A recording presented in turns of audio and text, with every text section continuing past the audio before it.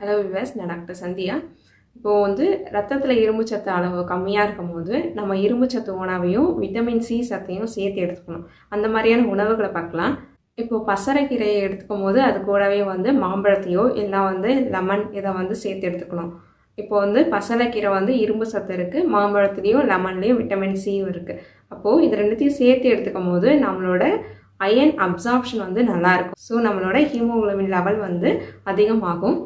அதே மாதிரி பருப்பு வகைகளை எடுத்துக்கும் போது கிவி ஃப்ரூட் எடுத்துக்கோங்க, ஃப்ளாக் சீட்ஸு, பம்கின் சீட்ஸ் இது எடுத்துக்கும் போது ஆரஞ்சு எடுத்துக்கோங்க, சியா சீட்ஸ் எடுக்கும் போது கொய்யாப்பழம் எடுத்துக்கோங்க, சோயா பீன்ஸ் எடுக்கிற அன்றைக்கி அது கூடவே காலிஃப்ளவர் சேர்த்து எடுத்துக்கோங்க, பிஸ்தா எடுக்கும் போது பைனாப்பிளும் கூட சேர்த்து எடுத்துக்கோங்க. இந்த மாதிரி காம்பினேஷனில் ஃபுட்ஸை எடுக்கும் போது நம்மளோட அயன் கூட விட்டமின் சி சத்தும் சேர்த்து கிடைக்கும்.